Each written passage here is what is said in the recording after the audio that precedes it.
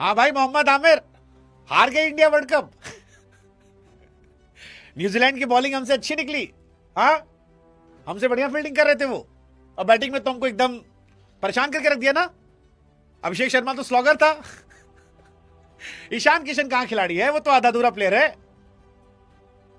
हमने पहले भी कहा था गुरु, भगवान गरीबी दे लेकिन आमिर जैसी गलतफहमी ना दे। लेकिन पाकिस्तान में दोनों है, गरीब तो है ही, गलतफहमी से भी चूर चूर है।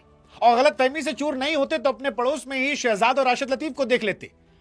मतलब वैसे तो अहमद शहजाद ने हिंदुस्तानियों के दिल की बात कह दी थी कि इस पैनल में कई लोग हैं जो जेल से भी आए, और आमिर का मुंह इतना सा हो गया था। लेकिन आज आमिर खिसियाए होंगे, और खिसियाना बनता भी है।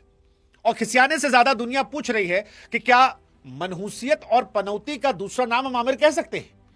क्योंकि अब तो वेस्ट इंडीज, इंग्लैंड और न्यूजीलैंड वाले भी कह रहे हैं कि ससुर अगर तुम हमारे बारे में ना बोले होते तो हो सकता है हमारा चांस हो। क्योंकि न्यूजीलैंड क्रिकेट की हिस्ट्री में इतना गंदा कभी नहीं खेली थी जितना आमिर की पनौती के चलते खेल गई।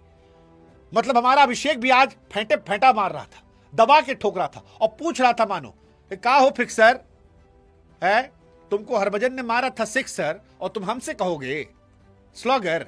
स्लॉगर नहीं बेटा, इंपैक्ट प्लेयर। 18 गेंदों में अर्शतक। ये वो है जो तुम्हारे यहां ख्वाबों में देखे जाते हैं। ये वो है जो तुम्हारे खिलाड़ी सोच भी नहीं पाते। ये वहां तक जाता है जहां से या अल्लाह इतना भी होता है, 18 पे भी लगता है। हाँ, यही होता है। हमारे अवध में कहावत कहते हैं कि जो आदमी ज्यादा डेढ़ शाना बनता है वो घी नहीं वो गू खाता, और आमिर के साथ यही हो रहा है।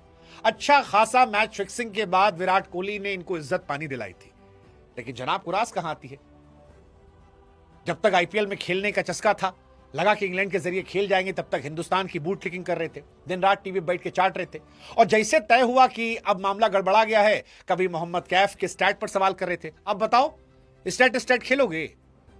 पिछले 34 आईसीसी टूर्नामेंट मैच में हमने 32 मैच जीता है, और तुम ससुर, तुम्हारी टीम युगांडा, नामीबिया और कोलंबो कहां कहां सारी बैठी है। हमसे स्टैट पे तुम जीतोगे? हमारा बुमराह देखे हो, 4 ओवर 14 रन 4 विकेट। हमारा संजू देखे हो 3 नॉकआउट मैचेस में। जिस ईशान पर तुम सवाल खड़े कर रहे थे, अर्शतक, जिस अभिषेक पर तुम सवाल खड़े कर रहे थे, 6 ओवर में 90 प्लस रन ठोक दिया है। हिंदुस्तान ने आज पाकिस्तान और मोहम्मद आमिर को बताया है कि झंडे में चांद होना और चांद पर झंडा होने में औकात औकात का फर्क होता है। और ये बर्नौल मूवमेंट था पाकिस्तान के लिए, क्राई मूवमेंट था, बनता भी था। क्योंकि मोहम्मद आमिर छाती पीट पीट के खबरों में अपने आप को रेलेवेंस रखने के लिए चिल्लाए जा रहे थे कि वेस्ट इंडीज जो है वो इंडिया को हरा देगी। पहले कहे कि जी इंडिया जो है वो वर्ल्ड कप से बाहर हो जाएगी। शुरू से लगातार इनका रोना गाना चलता, वर्ल्ड कप से बाहर हो जाएगी, इंडिया चली गई। वेस्ट इंडीज हरा देगी, West Indies I know he is gonna will the wish. हमने कहा चलो ठीक है। फिर कहा इंग्लैंड जो है, इंग्लैंड बहुत बेलिश टीम है, इंग्लैंड आके ऐसा कर देगी वैसा कर देगी, ठीक है। अब फिन जो है वो ऐसा कर देगा। ससुर 2 कैच पे आउट हुआ, दूसरे कैच फिन एलन। अब मोहम्मद आमिर का बस यही बचा है, कल को आके वो कह दें कि भैया वर्ल्ड कप तो जीत गए यार तुम लोग, पीएसएल जीतोगे नहीं जीतोगे। मतलब इंडियन टीम जो है पीएसएल नहीं जीत पाएगी। हाँ, मतलब यही लॉजिक है मोहम्मद आमिर का, क्योंकि मोहम्मद आमिर ने एक्चुअली अपनी बहुत पिटवा ली है, हिंदुस्तान से लेकर पाकिस्तान तक पिटवा ली। और हम भी कह रहे हैं कि हम पीएसएल नहीं जीतेंगे क्योंकि हम तुम्हारे स्तर पर नहीं उतर सकते।